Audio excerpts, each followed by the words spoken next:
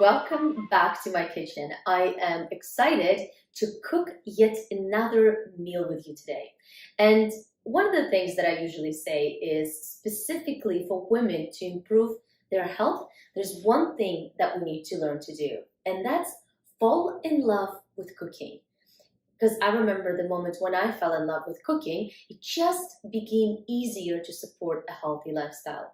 Too often, we opt in for takeout, or we opt in to not cook, or we opt in to make up a really quick things, or too often we eat the same foods over and over and over again. And our gut, specifically within our gut health, I want you to think of your gut as an Amazon forest. And the Amazon forest needs a different species. It needs different birds, it needs different animals, it needs different plants, it needs different bugs. It basically needs an entire ecosystem. Your microbiome, which is the environment inside your gut, or otherwise your gut health, requires a very high diversity. So there's a couple things that you should learn. Number one is, first of all, fall in love, but being in the kitchen and actually cooking different meals. And the second thing is to begin to introduce different foods into your diet.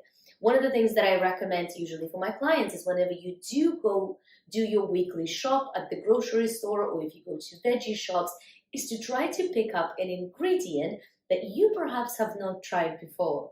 For me, it began with trying a lot of leafy greens. So maybe if you're somebody that likes kale, maybe next time you go to the shop, try picking up black kale. Or if you're somebody that enjoys greens, maybe next time you're at the shop, pick up a Swiss chard or green collards, or something that you haven't tried before and something you haven't really experimented with cooking. Because I promise you, once you begin to introduce these things and look for different recipes, you will find what you like, you'll find what you don't. But the most important thing is that your gut will be happy, and it will show with your energy levels. You will have clearer skin, your nails will be stronger, your energy will return, and you will be able to diversify the cooking repertoire within your life, and actually not only impress your gut and your stomach, but also impress others with the things that you learn and the new sort of tips and tricks that you pick up in the kitchen. Another thing that I usually try to stress is try to make cooking easy. What I find is quite often is whenever you begin to Google a recipe and try to find something new that you want to try, we usually see this pages long of recipes in order for us to actually be able to make some food or make the stuff that we would enjoy. And to be fair, nobody has this little tiny things that sometimes can get you to use in the recipes. So you want to be looking either for recipes or experimenting yourselves with foods that are very simple and super easy to make. And a couple of my favorite items in my kitchen that make it so easy for me to cook is actually my blender and just the regular pot, because you're able to boil a lot of things. And one of the easiest things that you can prepare to cook, and one of the things that we're going to learn to cook today, is soup. And this is probably one of my favorite soups of all time, and it's cauliflower soup.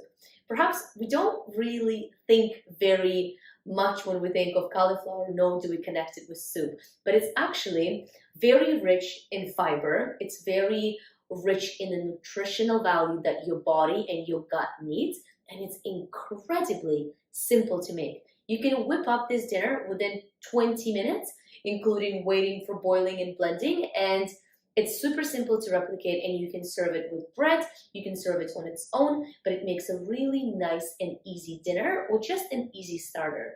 And it's one of those things that is always a crowd pleaser, and it's fantastic to introduce it to your families and to your friends, and it's very few ingredients.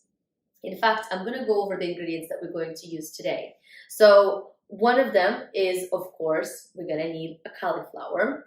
We will also need salt and pepper. You can add spices, whichever ones you like to use. Sometimes I like to add curry powder, sometimes I like to add paprika, but you can use a variety of range, the things that we typically use. For the simplicity of it, since we're making the recipe so simple, we're just going to stick to salt and pepper.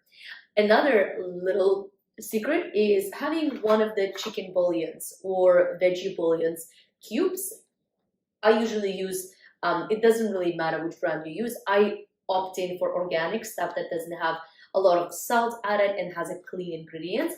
And reading the ingredients on the bottom specifically usually would sort of help you identify the things that usually in your food. I would aim for as few ingredients as possible if you're getting something in the package, and something that you can actually pronounce, as opposed to ingredients that have really long names and unable to pronounce. Those sometimes can be coloring or chemicals, or they can be adding things that are not beneficial for your gut lining, and it also doesn't really add to taste. So I just use a regular organic chicken bouillon cubes, and it has great ingredients, things like onion, parsnips, turmeric, garlic, chicken meat powder, nutmeg, yeast extract.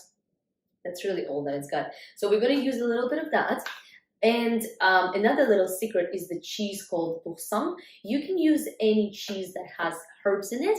The ones that I like to use is the garlic and fine herbs, because it gives it that little garlicky, creamier texture. We're not going to be using the whole thing, but this is something that I'd like to add. You can also add cream cheese that is quite flavorful, but you can play with different ingredients. This is the one that I found works the best with cauliflower.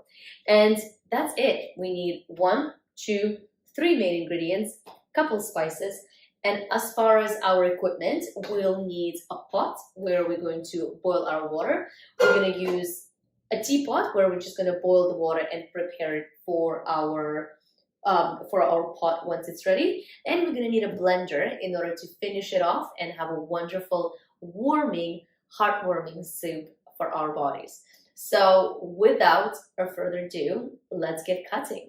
So first, what I'm going to do is I'm going to just boil some water for the pot. You can fill up the water and boil it in a regular pot. I like to do it with a teapot just because it tends to speed things up a little bit. So we're gonna go ahead and get that boiled up. And as it's getting boiled up, we're gonna go ahead and cut cauliflower in small pieces. And when the water and the cauliflower is done, we're going to lay the cauliflower at the bottom of your pot and cover it with water just a little bit above, so so it just covers up. And then we're gonna leave it for a boil for a few minutes. Let's get started. So let's get started. So we have our cauliflower. We're going to go ahead and remove all of these green stalks from it. That leaves us with a full cauliflower, and now we're gonna chop it all up into smaller pieces so that we can boil it next.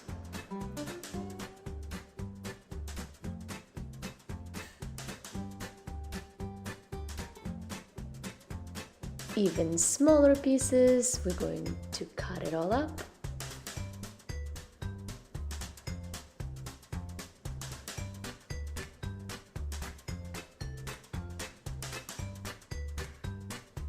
Just like that.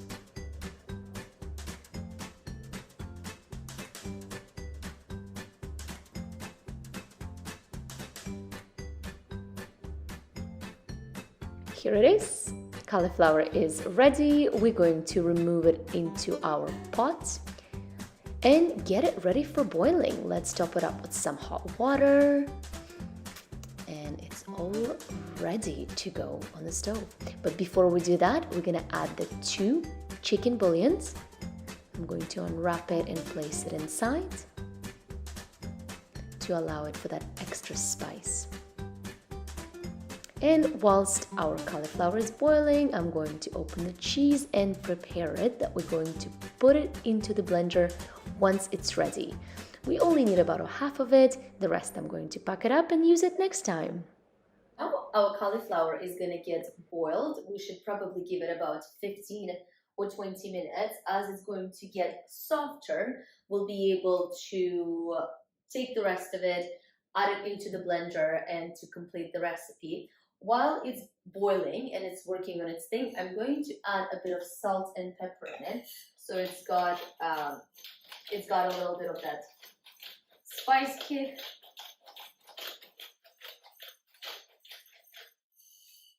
As far as salt, we don't actually need too much of it because the chicken bouillon already contains a lot of spices in it to make it nice, but I always like to get it added. So when it comes to salt, the regular table salt unfortunately doesn't contain as much nutrients and as much of iodine as the sea salt or the Himalayan salt. So when you are opting in of getting salt, we do need salt for electrolytes and for some nutrients.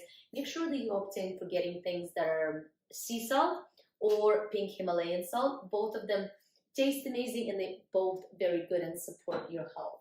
So we're gonna give a few moments here while we wait for our cauliflower soup and the rest of the spices to get boiled up and soften up prior to us blending it.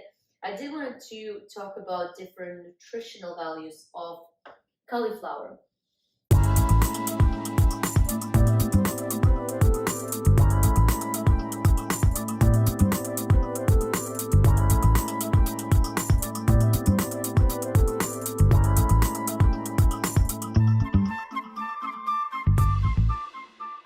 Cauliflower is actually part of the brassica family, and it has incredibly high levels of different vitamins. Interestingly enough, and you may have not thought about it, but the cauliflower is very high in vitamin C. In addition, it's also very high in vitamin K, vitamin B, and has a very high levels of folate, which is quite useful for us, for female bodies specifically. So it's definitely one of those things that you want to implement regularly in your diet. And it's also a low carb alternative to grains, because you probably have seen that you can purchase cauliflower rice. There's been a cauliflower pizza. It's a very versatile vegetable that just allows us room for creativity, so we can do different things with it. And interestingly enough, at a different time in your cycle, so your menstrual cycle has 4 different phases. It's your menstruation, your period, then you have your follicular phase, which is your pre-ovulatory phase, then you have your ovulation, and then you have your premenstrual phase, and once again menstruation.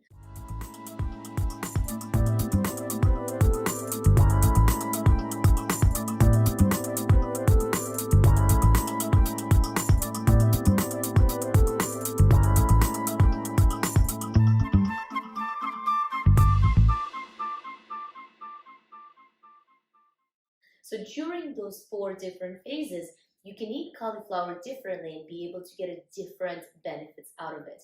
So when after your period for about 2 weeks in the first half of your cycle, within the follicular and during your ovulation, you can have cauliflower in more raw form.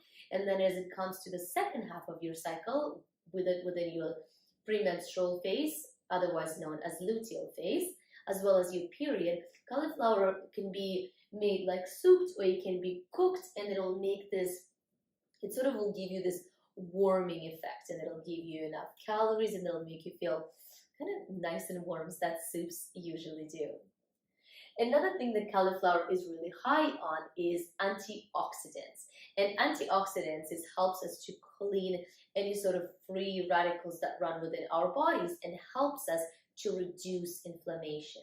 One of the biggest reasons many women and many of us tend to get sick is because we have a lot of inflammation on the inside of our bodies. So if you got a cut on your hands and you see the cut, it gets quite red, inflamed, and then it gets healed up. The inside inflammation is what we don't see.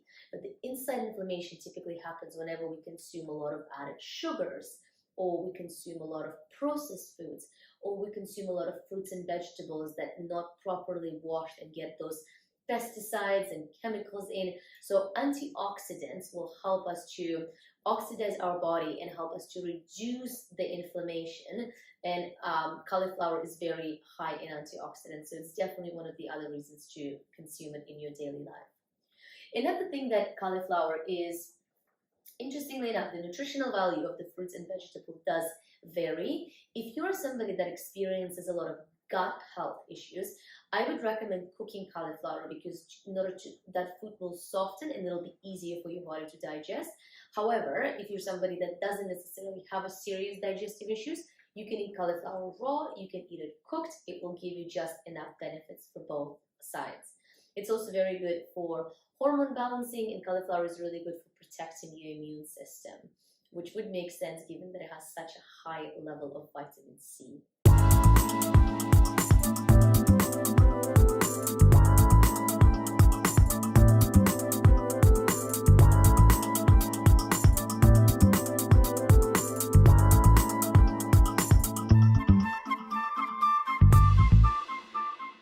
Cauliflower is also at the same time a very good source of fiber. And today, an average person in North America doesn't have enough of fiber that they get in. Back in the days, back in the caveman days, we used to get about 100 grams of fiber per day, and that would allow us to sort of get through our day, do a lot of physical activities, and allow our digestive system and our microbiome and our gut to be highly diverse.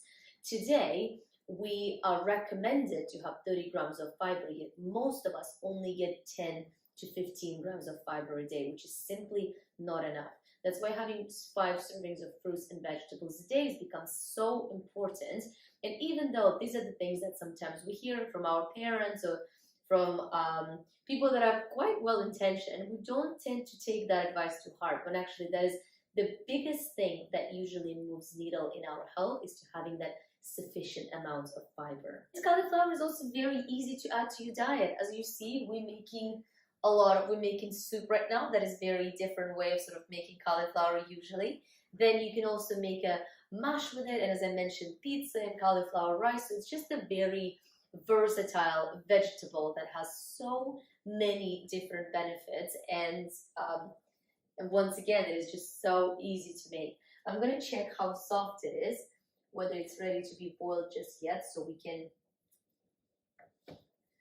can start getting it in. It's not quite ready. We're going to give it a couple more minutes, and then we're going to transfer it into here and complete our product. Some of the things that you can add to have with your soup is bread. Sometimes bread and gluten doesn't necessarily agree with many people's stomachs, so it can make us feel bloated. And the reason that this happens, because in North America, an average grain, by the time it actually gets into circulation and into bread, it's been processed 9 different times. And once that grain gets continuously processed, it gets further and further and further away from its natural compound. So that's why sometimes you have very difficult time digesting it. However, a really good sort of bread for your stomach that doesn't necessarily cause those issues is sourdough. There's a number of bakeries that offer fantastic sourdough bread, and it's something that you can make yourself. It is a lengthy process, but if you enjoy making bread, if you enjoy doing things like that, sourdough bread is actually a great alternative. So one of the things we're going to have on the side of our soup today is we're going to add a little bit of sourdough bread on the side. I'm going to check what it looks like, and it looks like we're coming up pretty close to being able to start boiling it. Our cauliflower is pretty soft, so now we're just gonna do the final step. Here's what we're gonna do. We're going to take our blender. We're gonna get this off the heat, and then we're going to carefully transfer it into the blender. Just making sure we don't spray ourselves too much. Might need a help of a ladle. Let's get this in.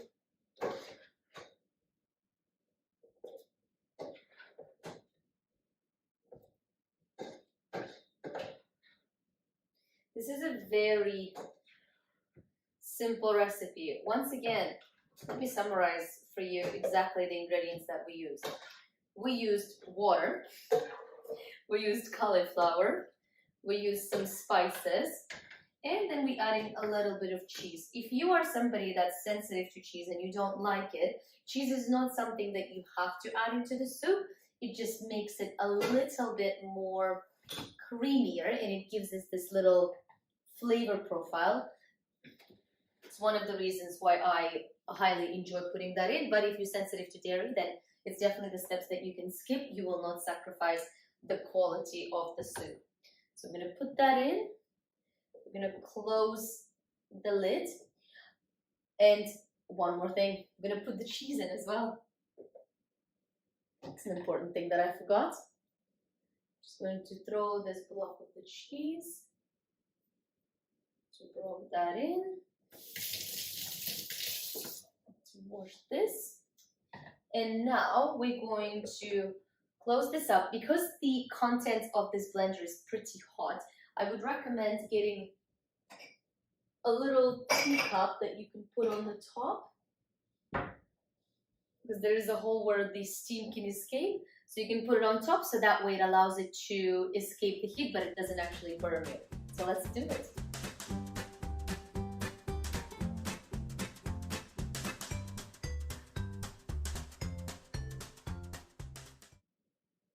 And that's it. So now we're going to prepare a couple of bowls. And also I've got the baguette ready for us. So I'm going to get that cut up and also put on the side, just because dipping bread into soup is always, it's probably one of my favorite things. But you can, once again, it's one of those things that you can modify. If you are sensitive to gluten, bread is definitely one of those things that you can skip. Nice little addition on the side if that's something that you like. So I'm gonna get a couple of our bowls. Carefully getting the lid off just to make sure that it doesn't, you don't burn yourself because the contents are hot. And now pouring the soup.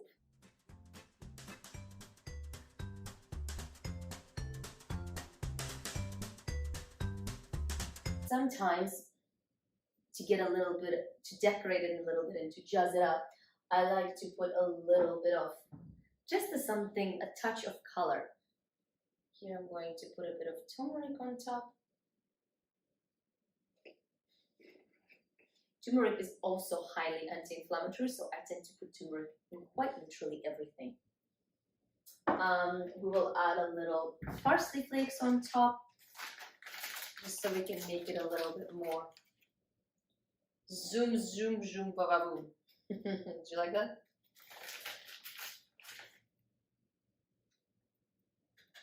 It's looking good. And you know, I do like a little bit of spice, so why not add a little bit of chili flakes, just to give it that extra little pinch of heat. Now I'm gonna get one more bowl for our bread.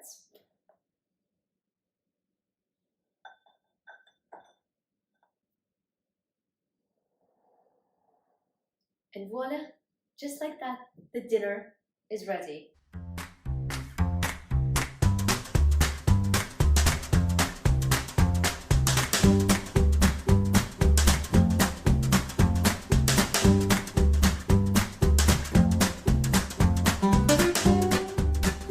Super simple recipe. Cauliflower, all you need is a blender and the pot and a hot water, a little bit of cheese, a little bit of spices.